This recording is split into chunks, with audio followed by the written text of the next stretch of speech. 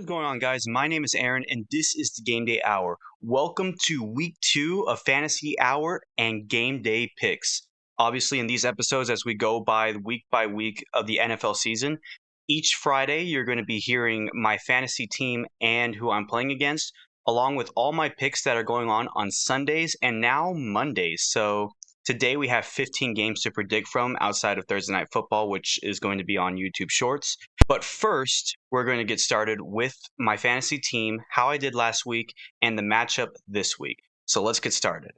If you're new here, please subscribe. And I do these episodes every single week and post out shorts on multiple various subjects regarding football throughout the week. So if you guys are into that, please subscribe.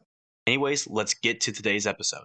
Last week, I lost 142 to 160. It's my first loss in fantasy since week 4 of last season, which is an impressive streak, but I'm sad it came to an end. Of course, it came to an end by the same player I beat in the championship game, so he's very, very good, and his team did amazing. Outside of some players not playing great, the Saints defense that he had starting, 53 points. He had Cooper Kupp getting 27, Breece Hall and Garrett Wilson finished me off in Monday. So I couldn't do much. I only had one player had single digits, and that was Evan McPherson. Everybody else did pretty well. The Bengals defense didn't do great, but they were better than the Ravens offense. There's not much I could have done differently, because even if I put in my best possible lineup by scoring, I still would have lost. It was a good game, but I start off the year 0-1 and looking to get back on track for week 2.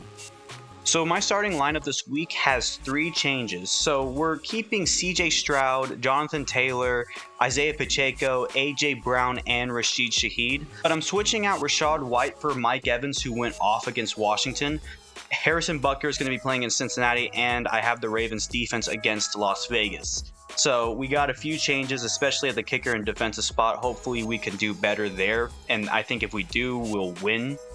My opponent this week has Joe Burrow, Jamar Chase, Gabriel Davis, Devontae Adams, Josh Jacobs, James Cook, Greg Zuerlein, and the Dallas Cowboys defense. Joe Burrow and Jamar Chase could do their thing against Kansas City unless that Kansas City defense continues to dominate the way they've been so far.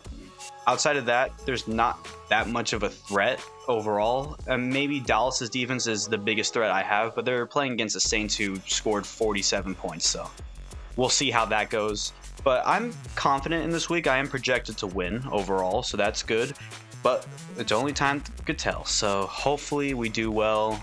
And yeah, now it's time to get to the game day picks. So hope you guys are ready. We're looking over 15 games, and let me know what your guys' game day picks are and your prediction and record after the week goes by. So I kind of want to know how you guys are picking. So yeah, let's have some fun here. Let's get to it. Last week I went 12-4. The only games I got wrong, I had Washington in an upset. They didn't win. Tennessee didn't beat Chicago. Cincinnati didn't beat New England. And Atlanta didn't beat Pittsburgh. Outside of that, I did very, very well, and I hope to keep up that streak. So we're starting off 12-4. The first game we're going to be looking over is the San Francisco 49ers, who are 1-0, versus the Minnesota Vikings, who are also 1-0. San Francisco got off winning an incredible Monday Night Football game against the New York Jets, 32-19. Their offense, even without Christian McCaffrey, was clicking on all cylinders. Deebo Samuel had himself a good game. And then you had this one running back. Jordan Mason had 147 rushing yards and a touchdown. Most of us had never even heard of him. And all of a sudden, he is rushing on arguably one of the best defenses in the NFL in the New York Jets. So it just shows how deep the 49ers are depth-wise, and their system is so amazing under Kyle Shanahan. And of course, that defense did incredible as always. So you have that game, while Minnesota absolutely demolished the New York Giants 28-6, which I kind of saw coming. At the end of the day, the Giants are not that much of a threat. But Minnesota, even with that impressive of a win, you still have a Sam Darnold problem, and I think it's going to finally be exposed against the 49ers. Give me the 49ers in this one, 28-20. I do think that the offense for Minnesota is still going to score some points, and it is in Minnesota, but I still would rather take San Francisco in this case. The next game is the New Orleans Saints and the Dallas Cowboys, both 1-0 and impressive wins last Sunday. The Saints crushed Carolina 47-10, while Dallas beat Cleveland in a very impressive showdown, especially their defense was just amazing, winning 33-17.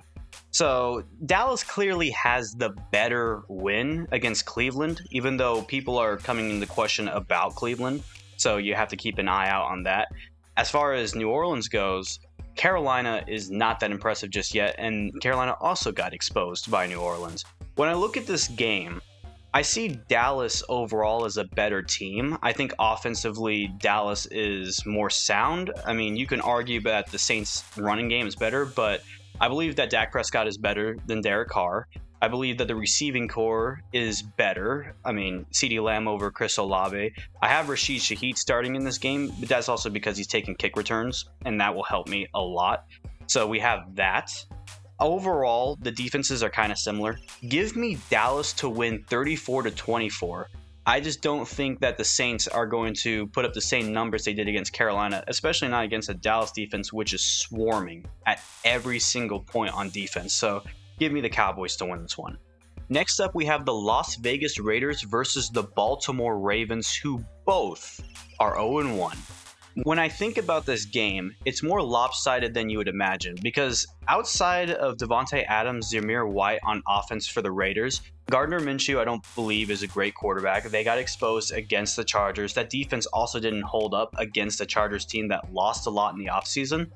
And then you got the Ravens, who lost by an inch to the Kansas City Chiefs. They didn't play all too well, but they had good moments that almost put them back in the game. And if they did get the touchdown, they would have gone for 2. And who knows, we could have had a different situation where they could be 1-0 in this case. But overall, we all know that the Ravens are far better than the Raiders. Give me the Ravens to win 31-13. This one's not that hard. The Ravens have one of the better offenses in the league against a pretty good defense for the Raiders, but then on the opposite side, you have a great defense for the Ravens versus the Raiders offense, which is below subpar in most cases. So give me the Ravens to win this one. Next up, we have the 0-1 Cleveland Browns versus the 0-1 Jacksonville Jaguars.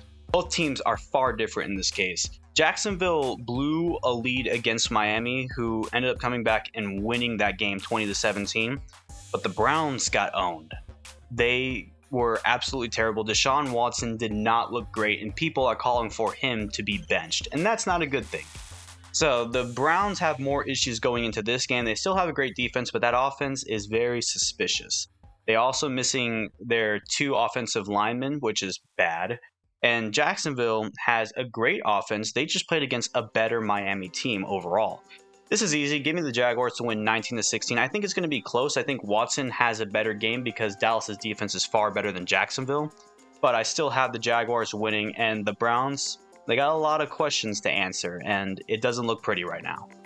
Next up, we have the New York Jets and the Tennessee Titans both coming off losses.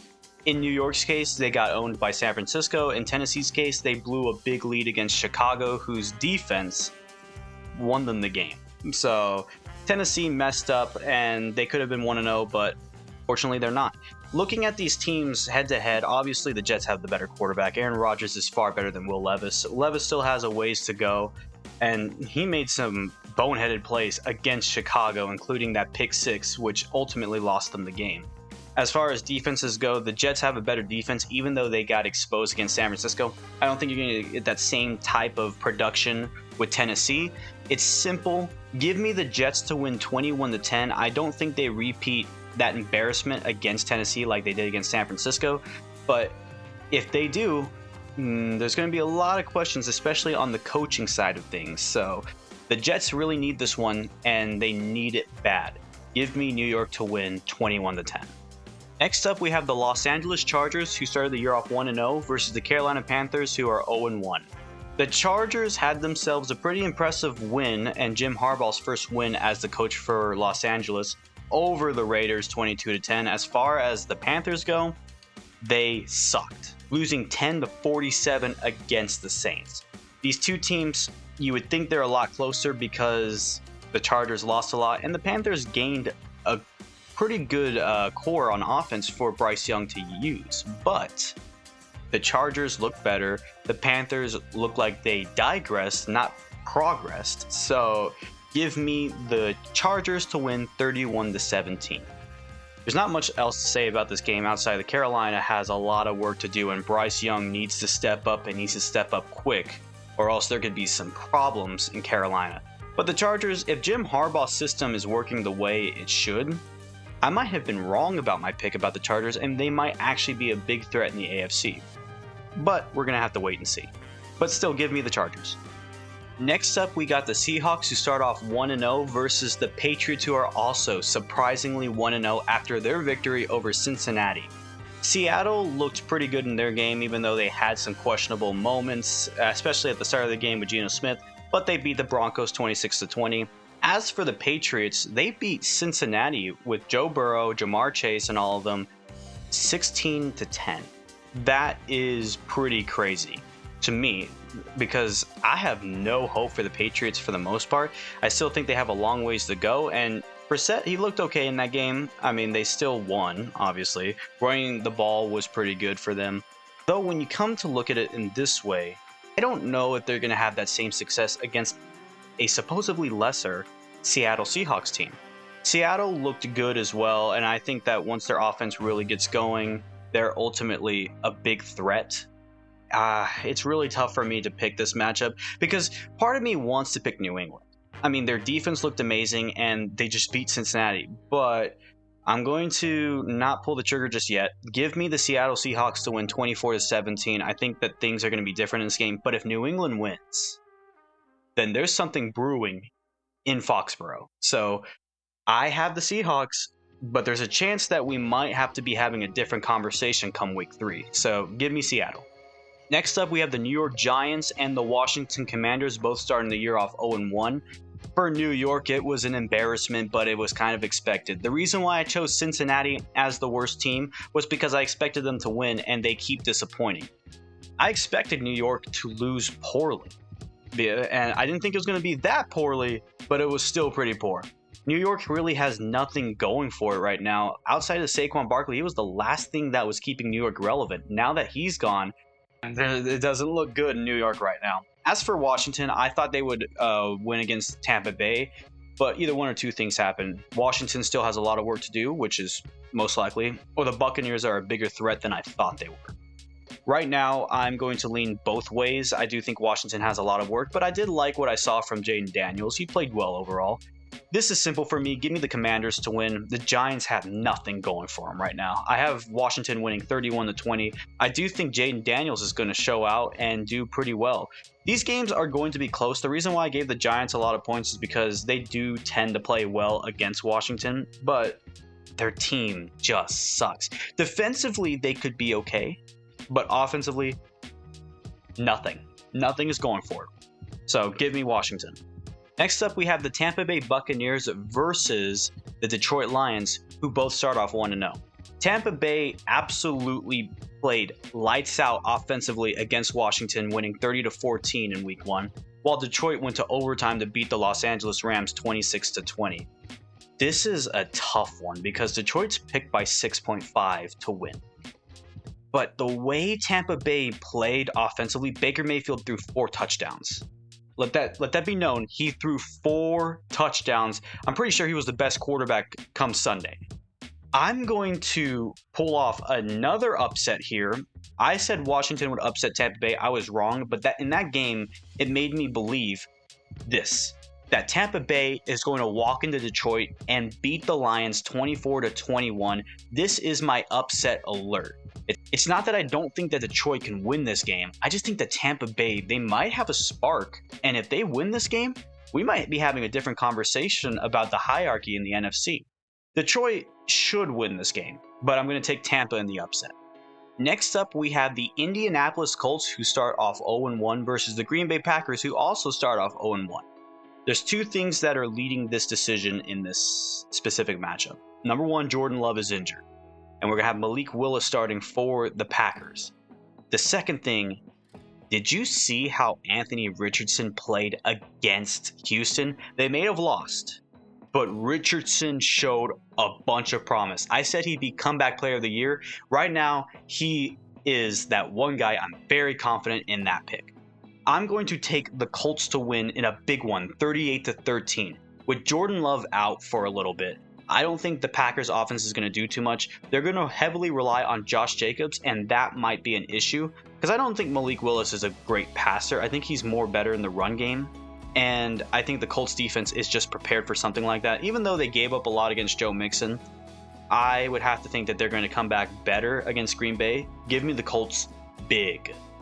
Next up, I got the Los Angeles Rams and the Arizona Cardinals both coming into this week 0-1.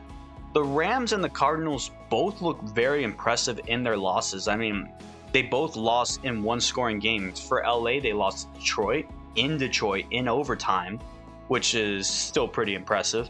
As for Arizona, they only lost by 6 points to Buffalo, albeit they blew a big lead against Buffalo, so that's pretty poor. But overall on offense, they looked pretty good. Kyler Murray played great. Matthew Stafford might have just reconnected with Cooper Kupp, and Kupp might actually be on pace to be one of the best wide receivers again this year. And with Puka out, I think Cooper is going to have his numbers move up a lot. When I look at this game, both defenses are abysmal. I could care less about it. It's more of an offensive battle, and I think the Rams have more on offense. Give me Los Angeles to win 28-23. It's still going to be pretty close. I think Kyler Murray might have something cooking, but the Rams, Cooper Kupp might just be that guy once again. So give me LA. Next up, we have the Pittsburgh Steelers versus the Denver Broncos. Pittsburgh's 1-0, Denver is 0-1. Pittsburgh didn't look all too impressive, especially on offense. Justin Fields played well. He didn't have any touchdowns, but he went 17 for 23. He did pretty well. And he's going to be starting again this week because Russell Wilson is still lingering with his injury. And then with the Denver Broncos, they lost by one score to Seattle. Now, that score came very late to make it a one-score game. Bo Nix played pretty well overall. I think he did well both in the air and on the ground, but there's still a lot of work to be done there. Denver's defense, I mean, they couldn't really hold back anything with Seattle. Seattle did pretty well for the most part, but Pittsburgh's defense, man, whew, they did very, very well. TJ Watt had himself a game. I'm going to have to take Pittsburgh to win 20-19. It's going to be a low-scoring affair, but it's really going to come down to the defense, and I trust Pittsburgh in this case over Denver's defense. Even though Denver has some good pieces, Pittsburgh overall is far better. And I think that if Justin Fields can actually get going, use both his legs and his arm very, very well, I have to imagine that Pittsburgh is destined to start off 2-0. What could be the game of the week? The 0-1 Cincinnati Bengals go to Arrowhead to play the 1-0 Kansas City Chiefs. This is always a fun matchup, Joe Burrow versus Patrick Mahomes. It is a classic rivalry, and there's no doubts about it. And when these games happen, they're a lot closer than people think they'll be for the most part. A lot of people think that Kansas City should own this rivalry, even though it is far closer. And Joe Burrow has done well against Patrick Mahomes. I'm pretty sure he even has a winning record against him. But this is the Bengals in the early parts of the year. And what I saw last week basically confirmed that they have not gotten over their starting woes. They are 1-8 in the first two games set with Joe Burrow. Joe Burrow is not doing well in the early parts of the year, and this is the second game you're going to Arrowhead to play Patrick Mahomes, who might actually have an incredible wide receiver core with Xavier Worthy and Rashid Rice and even Travis Kelce still there. And when you get Hollywood Brown back, what is going to happen? Kansas City might have one of the most impressive cores. Xavier Worthy could be on pace to win Rookie of the Year. There is a chance, and I would give him a fair chance the way he's been playing, especially in that game against Baltimore. He killed it. I would have to take the Chiefs in this one, 31-27. It's with the Bengals' early start that makes me worried they'll lose this game. And then Kansas City, I mean, they upgraded at the place they needed to upgrade the most, the wide receiver core. So I imagine that this is going to be a game that leans Patrick Mahomes' way. So give me the Chiefs to win. Sunday Night Football is between the Chicago Bears, who are 1-0, and the Houston Texans, who are also 1-0. The Chicago Bears came back and won 24-17 over the Titans, giving Caleb Williams a 1-0 record. But it wasn't because of Caleb. Caleb needs to do better. It was that defense that won them the game. As for Houston, Stroud played great against Indianapolis. They won 29-27. And offensively, he has 2 touchdowns in that game. He did great. This is easy for me. Give me the Texans to win 28-16. Caleb Williams is not going to be able to get away with his defense bailing him out, especially in a game against a high-powered offense like Houston. Houston is still flexing its muscles. Just let them get there. They're getting to that point where they will be on point to average somewhere over like 34 points per game. They could definitely do it with that kind of offense. Houston, in all areas, the quarterback, running back, their wide receiver core, the tight end, it's all sound. And defensively, they are getting better and better. That front defensive line for Houston is actually very powerful. I like it. I'm going to give Houston the 28-16 win. I think Caleb Williams will improve a little bit, but not a lot. Give me the Texans. And then Monday Night Football, we have the Atlanta Falcons, who are 0-1 versus the Philadelphia Eagles, who are 1-0. The Falcons could not get anything going on offense, losing 10-18 against Pittsburgh. As for Philadelphia, a shootout in Brazil, winning 34-29. Saquon Barkley looked amazing. Jalen Hurts did a lot better. He still has a lot of work to do, but with A.J. Brown and Devonta Smith, he ought to do a lot better. He's going to get better throughout the year. But Saquon, man, Saquon killed it in his debut with the Eagles. This is super easy because last year we had this similar kind of matchup. I am going to take the Eagles to win 35-17. It's not even going to be close. Kirk Cousins has a lot more work he needs to do, and I just don't see him doing against this Eagles defense, whose cornerback core is getting a lot better, especially with Quinion Mitchell. So you have to give Philly the edge here. And I think that offensively, we're going to see Saquon Barkley have another great game. And I hope a lot of production from A.J. Brown, especially for my fantasy football. So give me the Eagles to win on Monday Night Football. And that'll do it for today's episode. Thank you so much for watching. If it feels like some of my speech is slurred, I'm sorry. I'm trying to think about how I wanted to go about predicting each matchup is kind of hard because I want to make sense and see if my picks are aligning with what I'm saying, which for the most part they were. I do like my chances in these picks, especially in my upset. I think Tampa Bay will do well. But let me know what you guys think about my picks and what are your picks going into Sunday and Monday. If you haven't already, please subscribe and go follow me on all my social medias. And be sure to keep up with the shorts and interact with me on YouTube Shorts. I do like going to YouTube Shorts and reading comments there. So yeah, I also did change the name of this because I wanted to give it a catchy title, which I chose Fantasy Hour and Game Day Picks. I think that's going to be pretty fun. It's a play on my name. So I wanted to do that. And yeah, I don't have anything more else to say. There might be a new setup come the next episode. So I actually am very excited for that. But we'll see. I hope. If all goes well, I was supposed to switch the setup this weekend, but I got sick. So we ended up not doing that. But hopefully for the week 3 episode, we'll have a new setup ready to go. And yeah, that'll do it for me in today's episode. I hope you guys have a great day. Take care and goodbye.